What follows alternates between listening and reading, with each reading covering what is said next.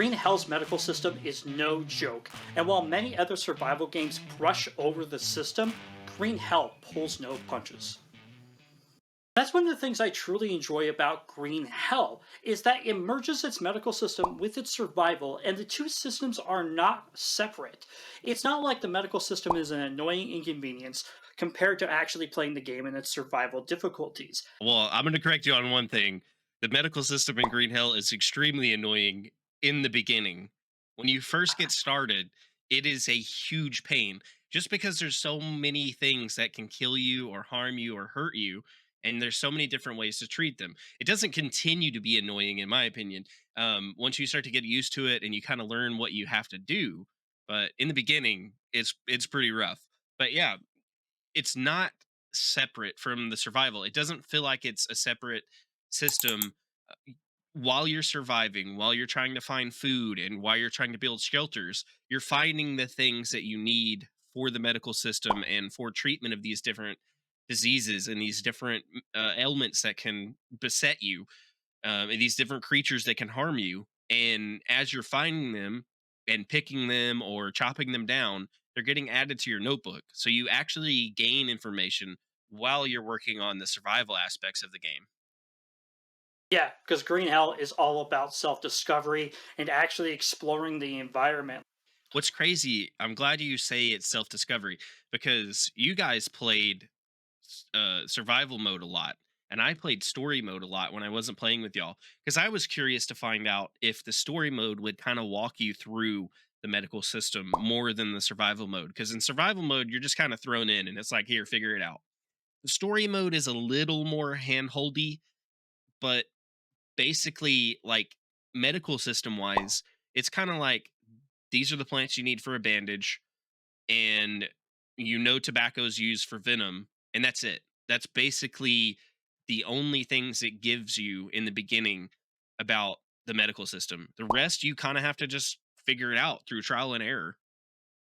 You actually have to go around and harvest these plants, and not all of them are 100% clearly harvestable. Like some of them, you may be swinging at for a couple of seconds before you realize you're not doing anything to them and there's no real interaction. You first need to collect anything and everything that you can collect because that's going to add information into your notebook on it gives you very bare bones information in the beginning, but that's where you start. Collect anything and everything you can collect because some of these plants will give you leaves and flowers, and you have to figure out which ones you need. Do you need the leaves to treat something? Do you need the flowers? For example, tobacco. Tobacco treats venom, but you don't need the tobacco flowers to treat the venom. You need the tobacco leaves to treat the venom. So that's the first step is collecting anything and everything. And then the second step is just experimentation. Also inside the notebook in the medical tab, it actually notes down each plant that you discover when you harvest it. And if you do what Dimension was saying, where you take it back to camp and you eat it, you actually will also see the medical benefits of like tobacco. When you first discover tobacco, if you don't play story mode, you don't know what tobacco does. So when you eat tobacco, it tells you it has anti-venom properties. So when you do get bit by a rattlesnake, which is one of the various types of dangers in Green Hell, you can combine tobacco leaves with your bandages to make a tobacco leaf bandage, and that helps you recover a lot quicker. The other things to consider is it's not just herbs and leaves and other things like that, but there's actually like maggots you can collect off rotting corpses. There are types of leeches that you can get off of your character, which hurt your sanity. While they have no medicinal properties, you can cook them and eat them. One of your favorite things to do apparently is to use bullet ants to treat lacerations. You Oh can get yeah. these lacerations from jaguars, or as we found out, anteaters. Apparently, one of the most dangerous things in Green Hill. Who knew? But you can use these bullet ant heads as stitches. You can't bandage over them like we thought you could. But once you get the bandage icon to go away from the bullet ants, you can rewrap that wound if it isn't healed yet in like a honey bandage, and that honey bandage will actually keep your wound from getting infected. Because you mentioned maggots earlier, and you don't need the maggots until you get an infected wound. But if you get an infected wound, you have to put maggots on there so that it'll eat that dead flesh and get rid of that infection.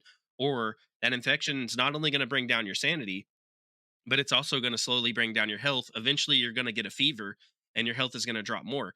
And once you have a fever and different types of status effects like this, even it doesn't matter what you do health wise, eat food, keep all of your different food groups all the way up, your health will not go up until you take care of that problem. Yeah, and I think it's something important for us to talk about is that there is a sanity system that's part of the medical system. And when you use things like the ants, it really reduces your sanity. But other things like falling asleep from exhaustion or even sleeping on the ground will get it so you get these little bubbles. They're called worms, and they will reduce your sanity real quickly. And you actually have to end up using bone needles, which you get by harvesting bones, and you have to pop them, and then you actually have to properly dress it. And if you don't dress it, you get infected, like Dimension said, and you have to do the steps he just said. So there is some cause and causation inside of the game that I really enjoy. But you know what, buddy? I think we've skipped over one of the most important parts of the medical system. How Uh-oh. do you find out about these problems, or how do you treat them? Well, there's a whole system for inspecting your arms and legs and picking leeches off and treating those worms, seeing what kind of lacerations, cuts, rashes, all of that stuff you have. You'll get a little icon on the bottom left hand of your HUD, and it'll be a magnifying glass. And when that magnifying glass is up, it's telling you there's something wrong with you that's beyond like a fever. There's something wrong physically with your body that needs to be treated. So that's when you got to go into the system, and it'll bring up one body part at a time. It'll bring up your arm. You got to rotate your arm around and look at it. You got to check your other arm if there's not one on the first arm and rotate it around and look at it. And then you check both of your legs. If whatever the issue is not on your arms, you got to check your legs. It doesn't tell you where this issue is. You have to look for it.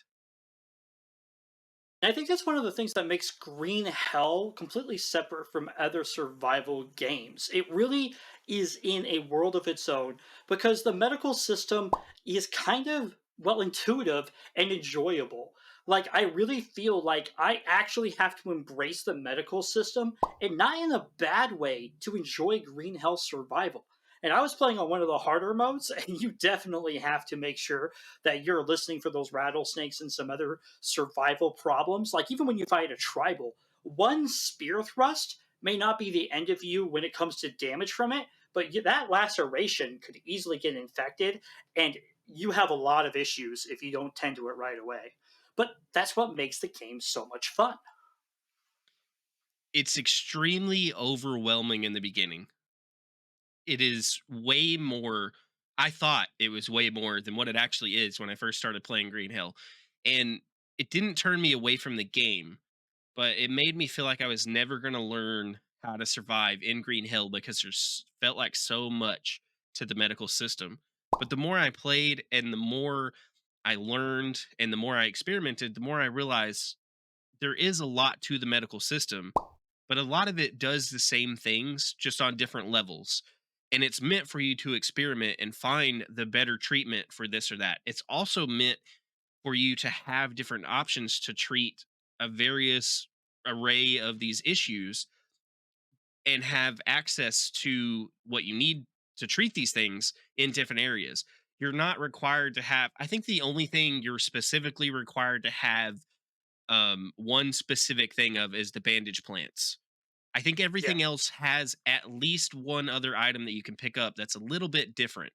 So it's not as constrained as what you think it is when you first start playing.